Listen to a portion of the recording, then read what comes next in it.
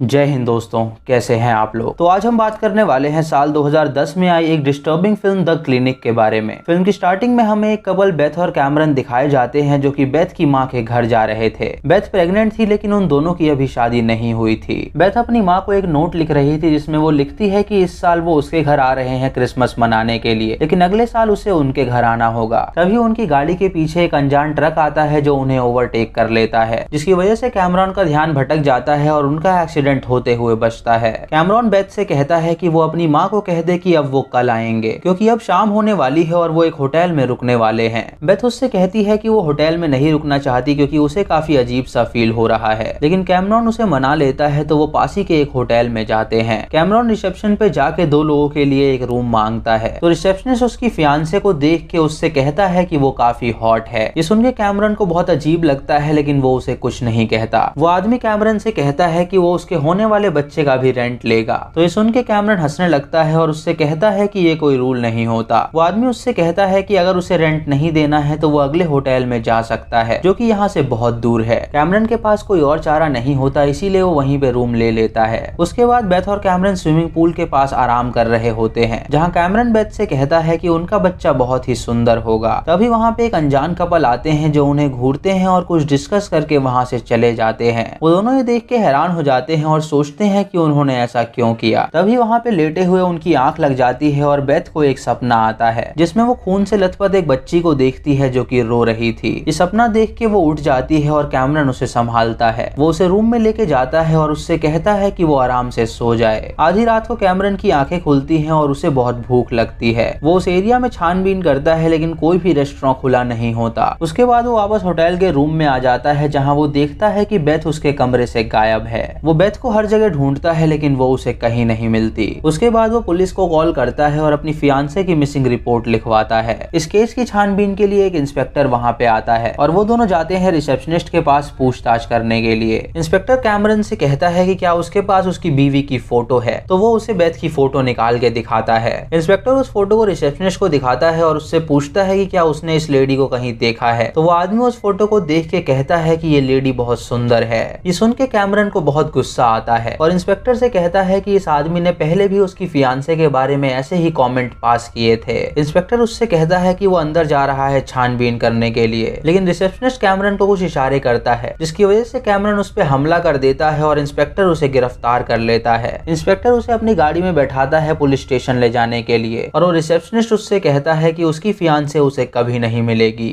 यहाँ बेथ को जब होश आता है तो वो अपने आप को बर्फ से भरे बाथटब में पाती है और वो अपने पेट पे स्टिचेस देखती है जिससे उसे पता चलता है कि उसका पेट फाड़ के उसका बच्चा निकाल लिया गया है। ये देख के वो बहुत रोती है और उसे पास ही में एक कपड़ा दिखता है जिसपे रोमन नंबर लिखे हुए थे। वो उस कपड़े को पहन लेती है और वहाँ से बाहर निकलती है और देखती है कि वहाँ पे कई सारे रूम हैं जिसमें बाथटब पड़े हैं। जब वो बाहर निकलती है तो देखती है कि वो एक बड़ी सी फैक्ट्री है जिसके बाहर निकलना नामुमकिन है। वहाँ से बाहर निकलने के लिए वो जाली के पास जाती है जहाँ पे वो देखती है कि वहाँ पे ताला लगा हुआ है। ये देख के वो जमीन के अंदर खोदने लगती है लेकिन जाली पूरी अंदर तक थी जिसकी वजह से कोई भी वहाँ से बाहर नहीं जा सकता था। तभी कमजोरी के कारण वो वहीं पे बेहोश हो जाती है। जब उसकी आंखें खुलती हैं तो वो अपने सामने 3 औरतों को पाती है जिनके साथ भी उन लोगों ने सेम किया था और उनके बच्चों को उनसे छीन लिया था। इन औरतों के नाम होते हैं वेरोनिका, आइवी और एलिसन। वेरोनिका एक डॉक्टर होती है जो बेथ के पेट पे प्रेशर डालती है ताकि उसका खून बाहर ना निकल सके। बेथ एलिसन को देख के उनसे पूछती है कि वो इतनी शांत क्यों है, तो वेरोनिका उसे बताती है कि अपने बच्चे के खोने की वजह से वो सदमे में है, जिसकी वजह से जब से वो उन्हें मिली है वो कुछ नहीं बोल पा रही है। तभी उन्हें एक औरत के चिल्लाने की आवाज आती है तो वो सभी उसके पास जाते हैं। उन्हें जमीन पे ढेर सारा खून दिखता है जिसे देख के वो डर जाते हैं और तभी अपने सामने वो एक औरत को पाती है जिसने अपना पेट फाड़ दिया था। वो औरत मरने से पहले उनसे कहती है कि उसका बच्चा ब्लू है। ये सुन के वो सभी हैरान हो जाती हैं और सोचती हैं कि आखिर उस औरत ने ऐसा क्यों कहा। इधर वो पुलिस इंस्पेक्टर जब कैमरन को ले जा रहा होता है तो कैमरन उसकी जेब से गन चुरा के उस पे तान देता है। उसके बाद वो उसे गाड़ी से बाहर ले जाता है और उसे हथकड़ी लगा के एक पोल से बांध देता है ताकि वो वहाँ से भाग ना सके। फिर वो उसकी गाड़ी लेके वापस होटल की तरफ निकल जाता है। इधर वो चारों औरतें उस औरत की लाश के ऊपर लकड़ियां रख देती हैं और वो सोच रही थी कि आखिर उसने ऐसा क्यों कहा कि उसका बच्चा ब्लू है। वेरोनिका उनसे कहती है कि एक डॉक्टर होने के नाते उसे लगता है कि शायद उसके बच्चे को बर्थ डिफेक्ट था जिसकी वजह से उसकी स्किन नीली हो गई होगी और इसी कारण से वो औरत उन्हें कह रही होगी कि उसका बच्चा नीला है। ये सुन के बेथ उनसे कहती है कि वो अपने बच्चे को लिए बिना यहाँ से नहीं जाएगी और अब वो अपने बच्चे को ढूंढने जा रही है, तो जिसे अपने बच्चे चाहिए वो उसके साथ आ जाए। वो चारों उसकी बात मान लेती हैं और स्प्लिट होने का फैसला करती हैं, जहाँ एलिसन और आइवी अलग जगह जाती हैं और बेथ और वेरोनिका अलग जगह। तभी हम देखते हैं कि सीसीटीवी के थ्रू उन पे कोई नजर रख रहा है। आइवी और एलिसन को वहाँ पे एक कैमरा मिलता है जिसे एलिसन अपने पास रख लेती है। तभी आइवी को उसके सामने कुछ कैंडीज मिलती हैं, तो वो उसे निकाल के खाने लगती है, जिसकी वजह से वो एलिसन से अलग हो जाती है। इधर बेथ और वेरोनिका एक कमरे में पहुंचती हैं जहां उन्हें कई सारी फोटोज मिलती हैं, जिन्हें देख के वो हैरान हो जाती हैं और सोचती हैं कि आखिर ये फोटोज किन लोगों की हैं। वेरोनिका जब अकेली वहां पे होती है तो उसे वहां पे किसी के होने का एहसास होता है। तभी उसकी लालटेन नीचे गिर जाती है, तो वो उसे दोबारा स्टार्ट करने की कोशिश करती है, लेकिन तभी एक औरत उस पर हमला करके उसे मार डालती है। आइवी जब ये देखती है तो वो जोर से चिल्लाती है और उसके चिल्लाने की आवाज सुन के वेरोनिका और बेथ भी वहाँ पे आ जाती हैं। एलिसन की लाश देख के वो बहुत रोती हैं। तभी वेरोनिका को बेथ के पेट से ग्रीन टैग मिलता है, जिससे उन्हें पता चलता है कि उन सभी के पेट में अलग कलर के टैग्स हैं। तभी आइवी को वहाँ पे एलिसन का कैमरा मिलता है, जिसमें एक अनजान औरत की फोटो होती है, जिसे देख के वो समझ जाती है कि जरूर इस औरत ने एलिसन को मारा है। वो ये देख के समझ जाती है कि वो औरत उन्हें एक एक करके मार रही है ताकि वो उनके पेट से टैग्स निकाल सके। इधर कैमरन उस रिसेप्शनिस्ट के पास आता है और उसे बुरी तरह पीटता है। वो उससे पूछता है कि बेथ कहाँ पर है, तो वो आदमी उसे बताता है कि हमेशा उसे एक लेडी का कॉल आता है जो उससे प्रेग्नेंट औरतों के बारे में पूछती है, और अगर उसके मोटेल में कोई प्रेग्नेंट औरत होती है तो वो उसकी इन्फॉर्मेशन उसे दे देता है। और उसके बाद वो लोग औरतों को किडनैप करके टाउन के आउटस्कर्ट्स में ले जाते हैं। ये सुन के कैमरन उसे छोड़ देता है और वहाँ पे जाने के लिए निकल जाता है।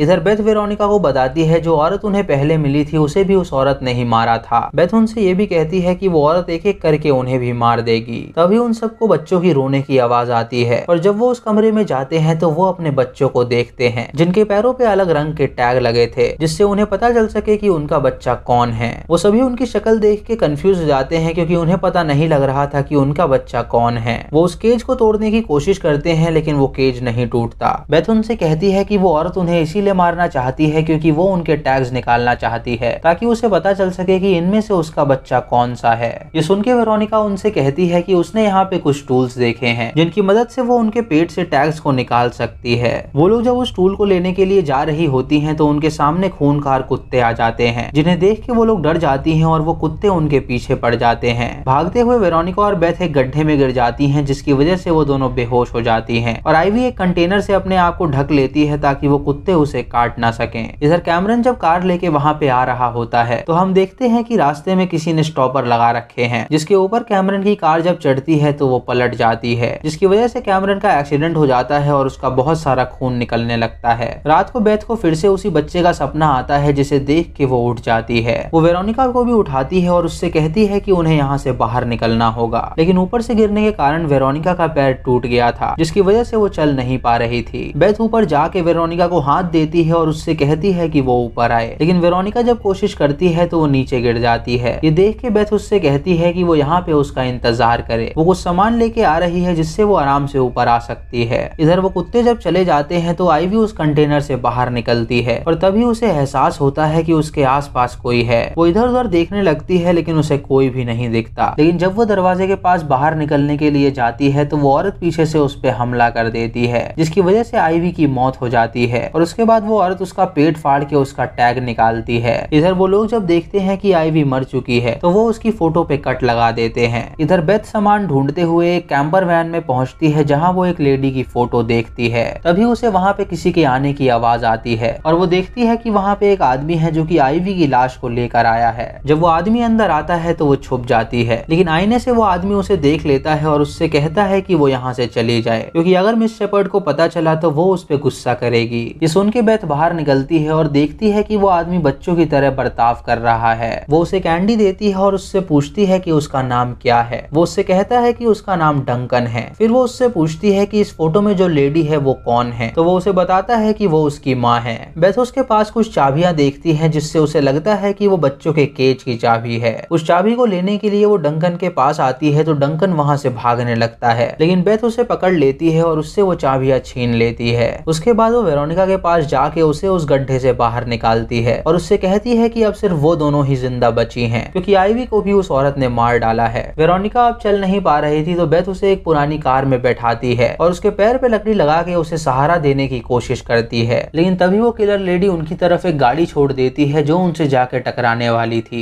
ये देख के बेथ वेरोनिका को उस गाड़ी से निकालती है और उन दोनों की जान बच जाती है। वो उस लेडी को उनके पीछे आता हुआ देखती हैं और वहां से भागने लगती हैं। वो एक कमरे में पहुंचती हैं जहां वेरोनिका अपने अंदर से टैग निकालने वाली थी। जब वो उस टैग को निकालने की कोशिश करती है तो वो किलर लेडी वहां की लाइट्स ऑफ कर देती है, जिससे कि वेरोनिका कुछ देख नहीं पाती। बेथ लाइट की तलाश में वहां पे छानबीन करने लगती है ताकि वेरोनिका वो टैग निकाल सके, लेकिन तभी वो लेडी वेरोनिका के पास आ जाती है और उसके गले में स्टैब कर देती है, जिसकी वजह से वेरोनिका जख्मी हो जाती है। लेकिन तभी बेथ वहां पे आके उस लेडी पे हमला कर देती है। उस लेडी और बेथ की लड़ाई होती है, लेकिन बेथ उसे पैर से धक्का दे देती है, जिसकी वजह से वो दीवार में जा टकराती है और एक रॉड उसके शरीर के आर पार हो जाती है। उसके बाद बेथ वेरोनिका के पास जाती है, जहां वेरोनिका उससे कहती है कि वो वादा करे कि वो उसके बच्चे का ख्याल रखेगी। ये कह के वो मर जाती है और बेथ उसके पेट से टैग निकालती है। उसके बाद बेथ उस लेडी के पास जाती है जो कि रेंगते हुए वॉशरूम में आ गई थी। वो लेडी उससे कहती है कि वो वादा करे कि वो उसके बेटे का ख्याल रखेगी और अगर वो प्रॉमिस करेगी तो ही वो उसे अपना टैग देगी।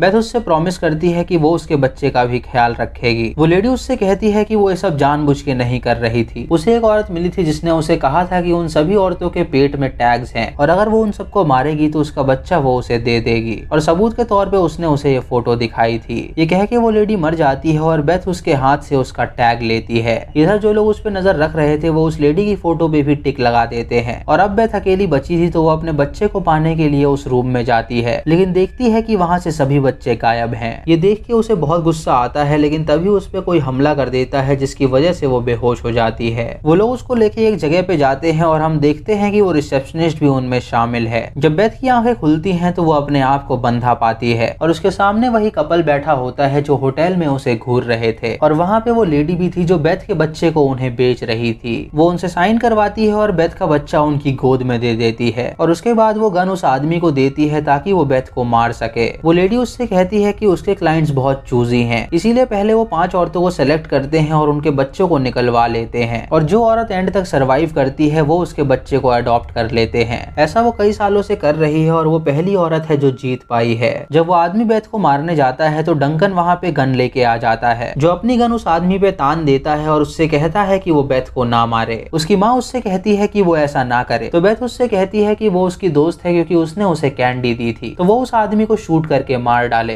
तभी वो आदमी डंकन को शूट कर देता है, तो डंकन भी उसकी तरफ शूट करता है, जिसकी वजह से उस आदमी और उसकी बीवी को गोली लग जाती है और उन दोनों की मौत हो जाती है। ये देख के वो लेडी बेथ के बच्चे को लेके वहाँ से भागने लगती है और बेथ अपने आप को छुड़ा के गन उठाती है और उसके पीछे जाती है। तभी वो टेबल पे अपना बच्चा पाती है तो वो उसे गोदी में उठा लेती है। वो लेडी वहाँ पे आती है जिसके हाथ में एक फाइल थी, और वो बेथ को बताती है कि वो भी ऐसे ही अडॉप्ट हुई थी क्योंकि उसके पेरेंट्स उनके पास आए थे जिनका वो सही नाम बोलती है। बेथ ये सुन के हैरान हो जाती है और उससे कहती है कि वो झूठ ना बोले, लेकिन वो लेडी उसे फाइल दिखाती है जिसमें सच में उसके पेरेंट्स की फोटो थी, जिससे वो समझ जाती है कि वो लेडी झूठ नहीं बोल रही है और सच में उसके पेरेंट्स ने उसे ऐसे ही अडॉप्ट किया है। बेथ उस औरत को शूट करने जाती है लेकिन उस गन में गोली नहीं थी। ये देख के वो लेडी उस पे हमला कर देती है, तो बेथ चाबी उसे उसका पेट फाड़ देती है और उससे कहती है कि अब उसे एहसास हुआ कि कैसा फील होता है जब वो उनका पेट फाड़ती है। वो लेडी वहीं पे मर जाती है और बेथ अपने बच्चे को लेके पुलिस को कॉल करती है। कुछ महीने बाद बेथ एक ग्रेवयार्ड में जाती है जहाँ वो एक बूढ़े आदमी को देखती है जो वहाँ पे फूल रख के जा रहा था। वो अपनी बायोलॉजिकल माँ के कब्र पे जाती है जहाँ वो ताजे फूल देखती है, जिससे उसे पता चलता है कि जो आदमी यहाँ से गया है वो इसी कब्र पे फूल रख के गया है, और उसे लगता है कि शायद वो उसका असली पिता है। वो वहाँ काम कर रहे एक आदमी से पूछती है कि उस ग्रेव पे फूल कौन रख के जाता है, तो वो आदमी उससे कहता है कि जो आदमी यहाँ से गया वही फूल रख के जाता है, जिससे बेथ समझ जाती है कि वही आदमी उसका पिता है। वो उस वर्कर से पूछती है कि वो कहाँ रहता है, तो वो उससे कहता है कि वो पास ही में रहता है। वो उससे पता लेती है और अपने पिता से मिलने के लिए निकल जाती है, और इसी के साथ ये मूवी यहीं पे खत्म हो जाती है।